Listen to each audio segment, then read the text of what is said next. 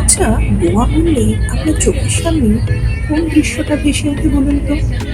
নীল Actually, সাদা before জলের but Goa is সমুদ্র, নাকি প্রচুর প্রচুর মাছ ধরার জেলেডিঙি, নাকি পর্তুগিজ স্থাপত্যের নিদর্শন? কোনটা?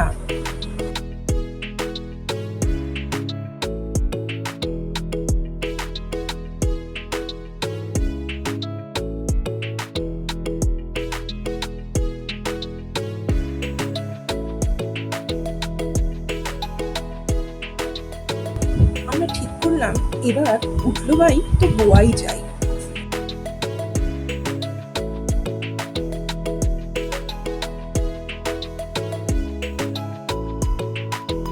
বেশ, তাহলে কিছুক্ষণ এদিক ওদিক ঘুরে শেষমেশ সমুদ্রের পাড়ে গিয়েই পৌঁছলাম।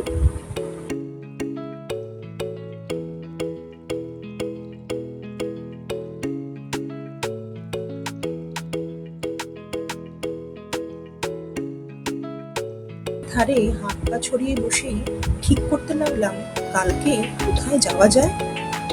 তার মধ্যে নারকেলের জল বা সামান্য কোল্ড ড্রিঙ্কস খেয়ে চাঙ্গা হয়ে নেওয়া, আর পরের দিনের প্ল্যানটা ভালো মতো ছুঁকে ফেলা। ভোর হতেই আমরা আশেপাশের দৃশ্য দেখে বেরিয়ে পড়লাম আমাদের পরবর্তী গন্তব্যের দিকে। কোথায় বলুন তো? বলছি এক্ষুনি।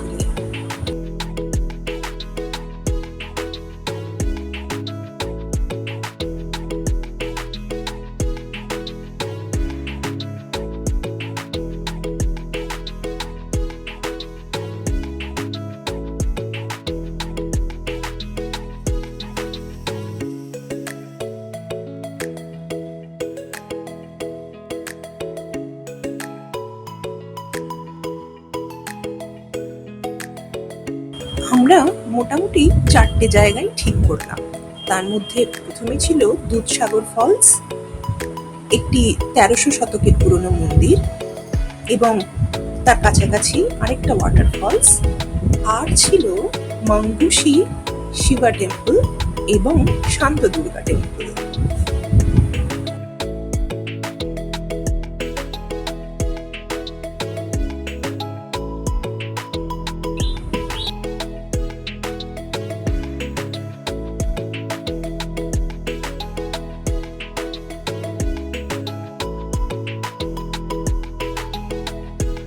এখানে থাকা ও খাওয়ার সুব্যবস্থা রয়েছে।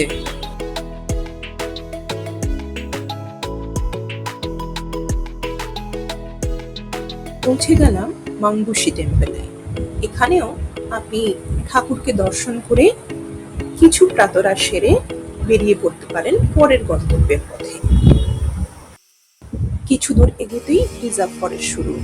এই জঙ্গলের মধ্যে কিছু দূর এগোতেই কেমন গা ছমছমে নির্জন একটা জায়গায় আমরা পৌঁছলাম। গাড়ি ওপাশ থেকে ফিরছে কম, সকালবেলা তো যাওয়াই সবাই পছন্দ করে, বিকেলের দিকে ফেরার ট্রাফিক।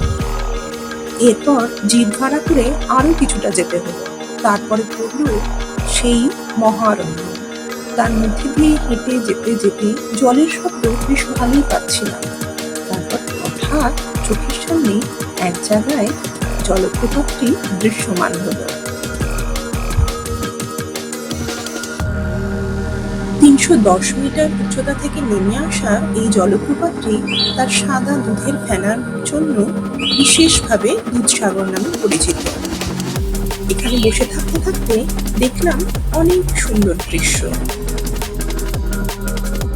জলপ্রপাতটির রূপ আরো যেন কয়েক গুণ বেড়ে যায়। তখন ট্রেকিং করে যেতে হয়, জিপ তখন যায় না। এইটা অনুভব করতে হলে আপনাকে ওখানে ট্রেনে করে একটা জায়গায় পৌঁছতে হবে। তারপর ওরা হাঁটা পথে আপনাদের এই দুধসাগর ওয়াটারফলসে নিয়ে যাবে। সেটা উপভোগ করতে হলে বর্ষাকালেই আসতে হবে।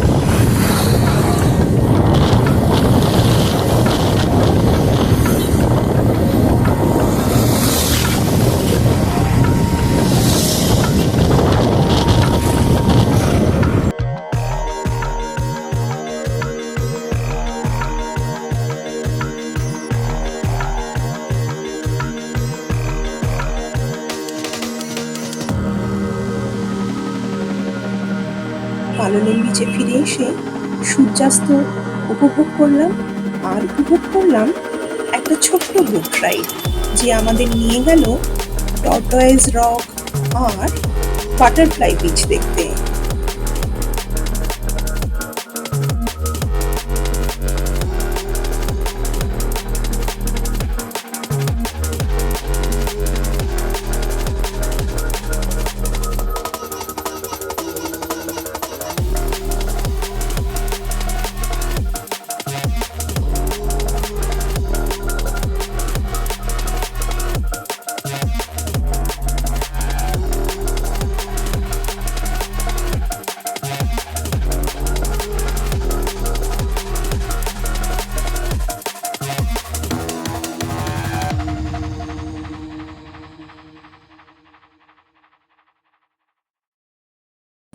তাহলে কি ভাবছেন, এই বর্ষায় গোয়াটা আরেকবার ঘুরে আসা যাবে?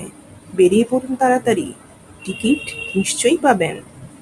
আজকে আসি, আবার অন্য সময় দেখা হবে।